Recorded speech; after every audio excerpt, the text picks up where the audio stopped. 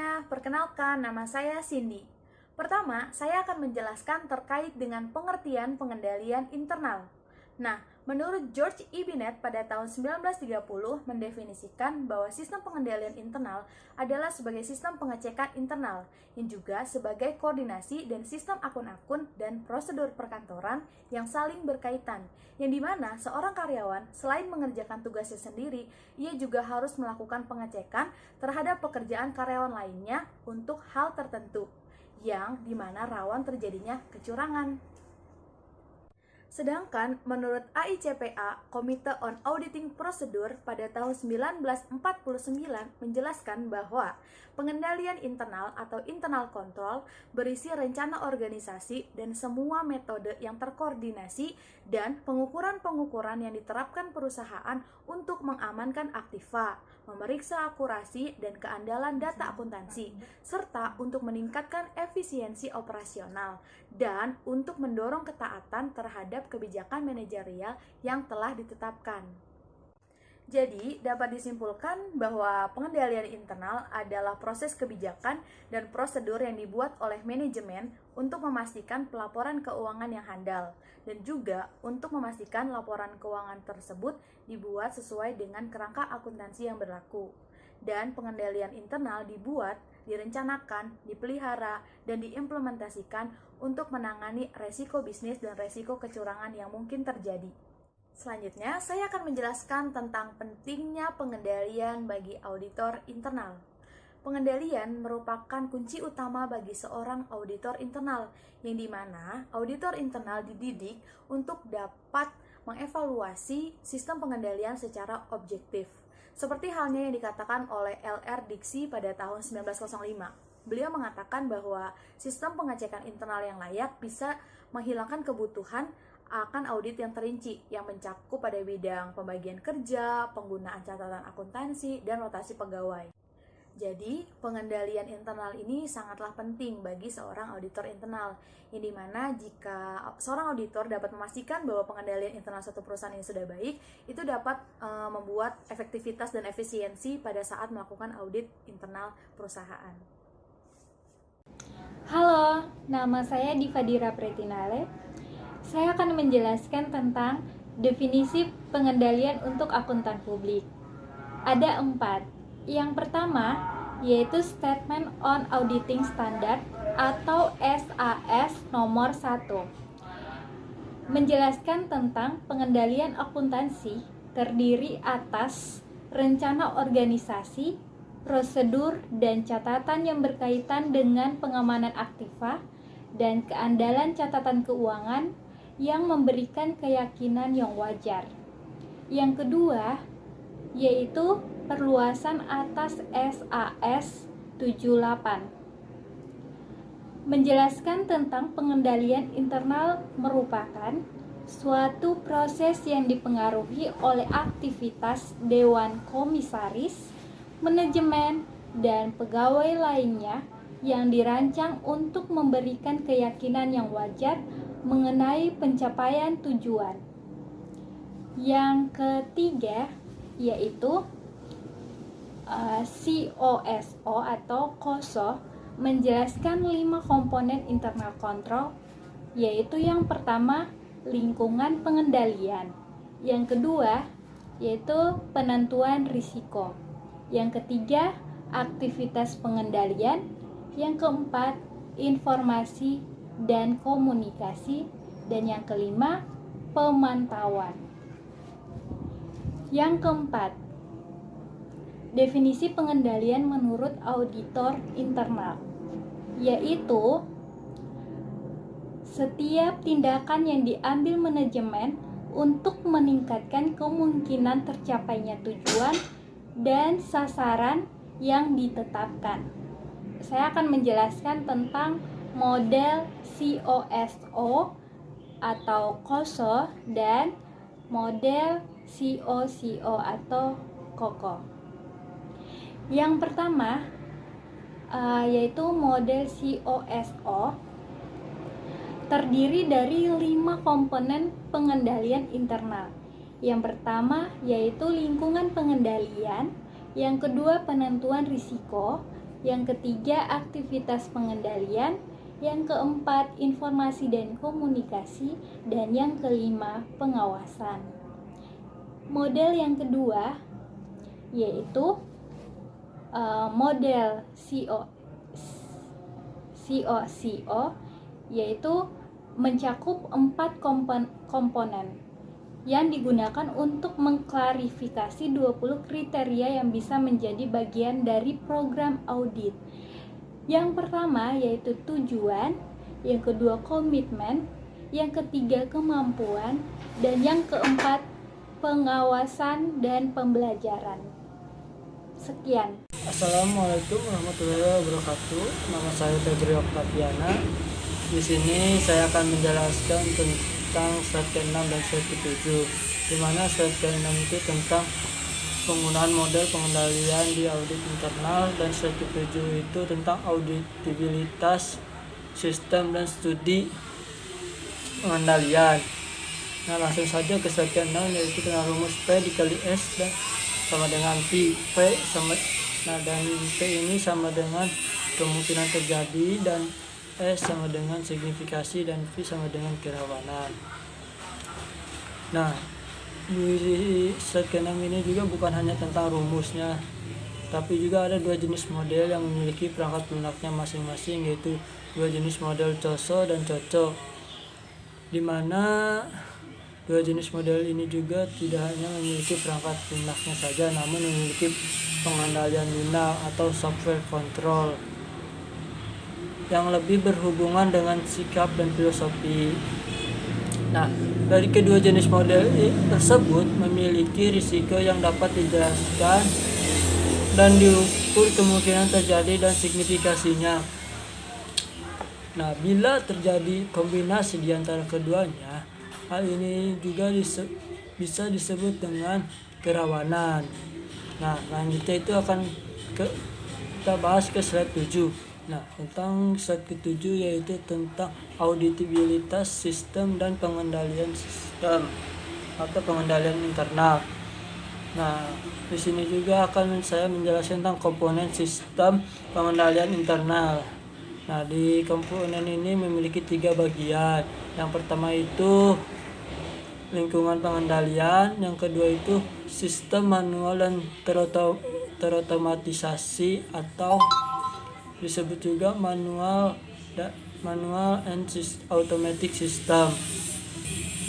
Nah, komponen ketiga juga yaitu prosedur pengendalian atau control procedure. Nah, di sini akan saya jelaskan yang pertama itu tentang komponen lingkungan pengendalian. Nah, di lingkungan pengendalian ini terdapat 4 bagian, yaitu struktur organisasi, terus elemen kerangka pengendalian,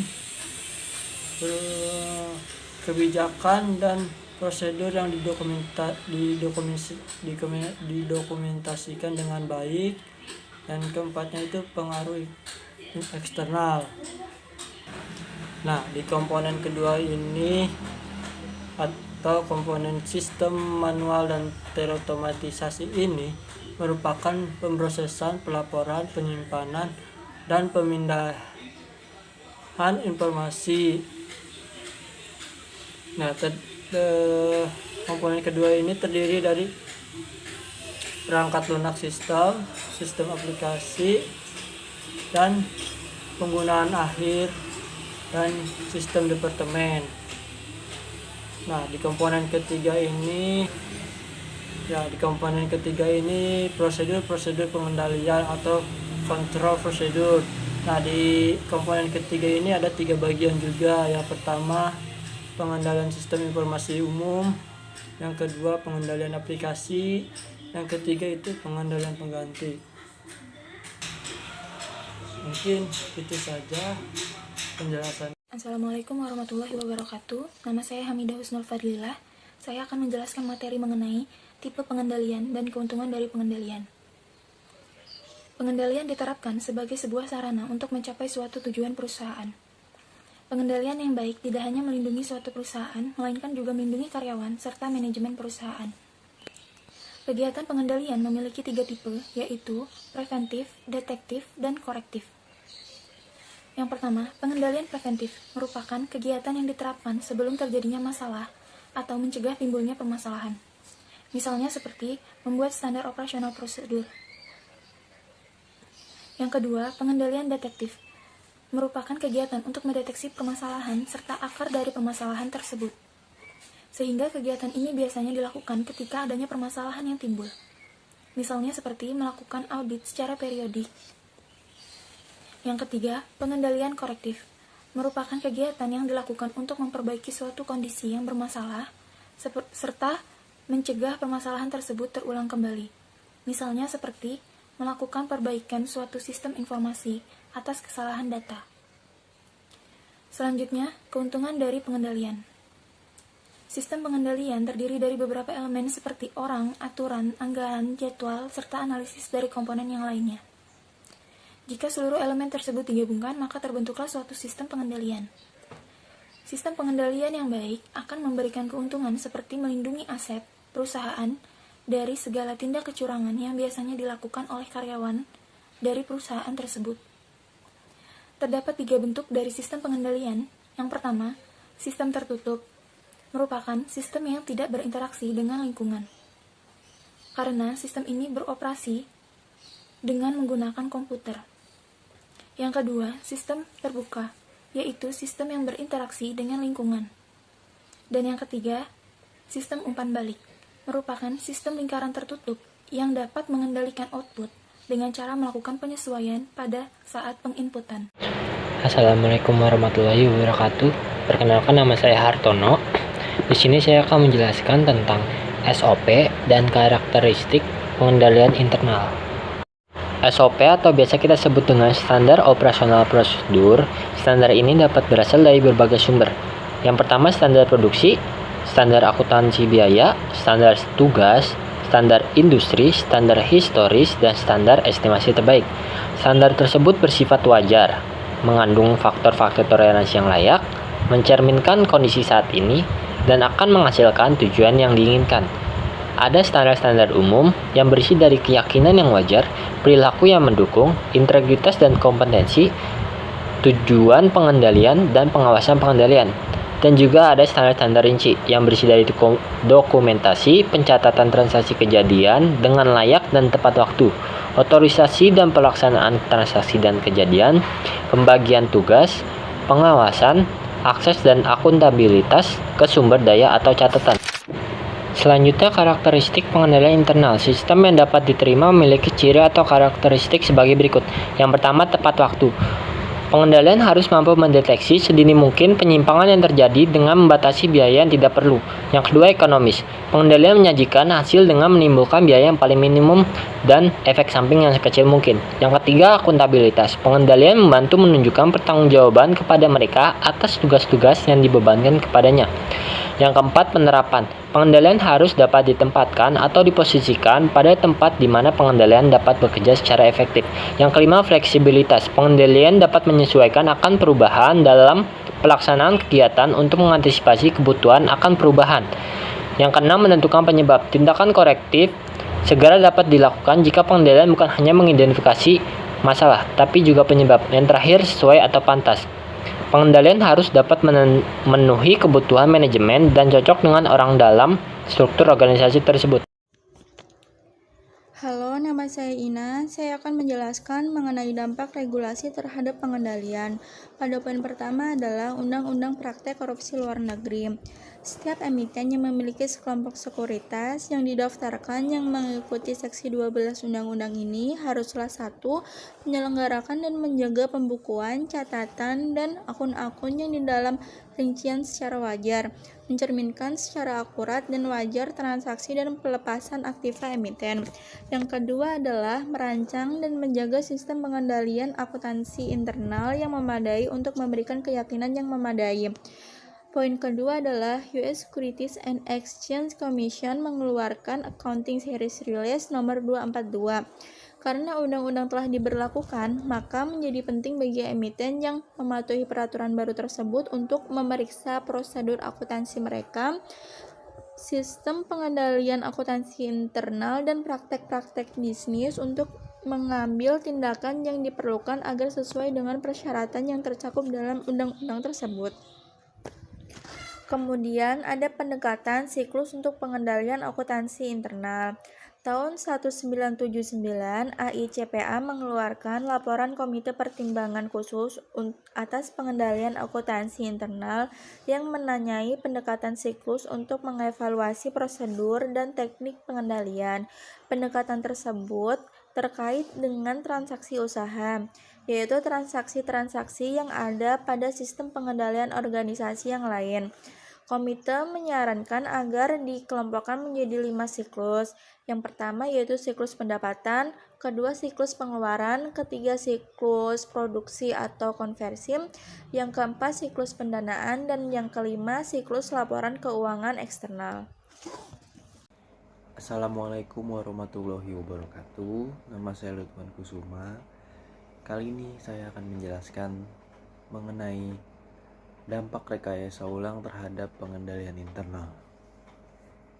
Nah, yang pertama, dampak positifnya adalah kepuasan konsumen. Lalu yang kedua, standarisasi prosedur pendaftaran dan pendataan. Yang ketiga, pengurangan biaya operasional. Lalu yang keempat, lebih fleksibel dan efektif untuk memaintain profit atau keuntungan. Nah, selain dampak positif ada juga dampak negatifnya. Yang pertama, biaya yang tinggi selama rekayasa ulang dilakukan.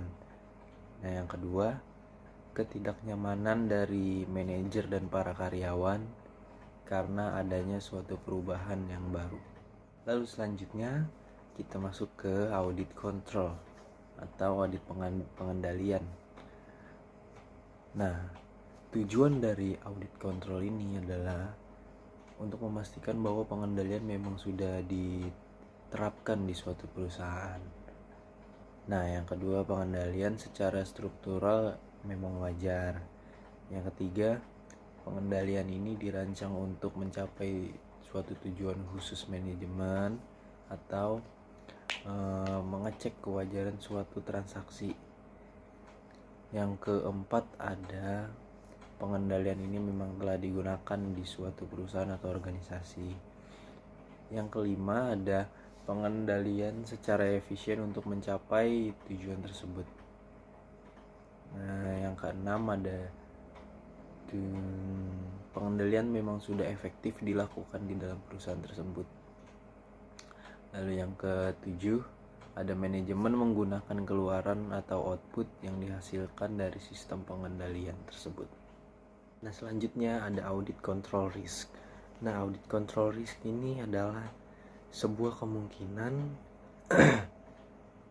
pengendalian yang ditetapkan tidak dapat mendeteksi adanya penyimpangan. Nah, penyebab dari penyimpangan ini ada 4 menurut Aldag dan Stearns, yaitu yang pertama, dianggap sebagai permainan. Yang kedua, dianggap sebagai objek sabotase. Nah, yang keempat, informasi yang tidak akurat. Yang kelima, ada ilusi pengendalian. Jadi, kesimpulannya, pengendalian intern adalah proses yang dilakukan atas amanat dari manajemen dalam suatu organisasi yang bertujuan untuk melindungi aset perusahaan serta memastikan kepatuhan pada hukum dan peraturan yang berlaku. Nah, pengendalian intern yang efektif dapat membantu perusahaan dalam mengarahkan kegiatan operasional perusahaan serta juga dapat mencegah adanya kecurangan atau penyalahgunaan lain. Nah, cukup sekian dari kelompok kami. Mohon maaf bila masih banyak kekurangan. Mohon dibukakan pintu maaf yang sebesar-besarnya bila masih ada salah-salah kata dari kami. Terima kasih telah menonton.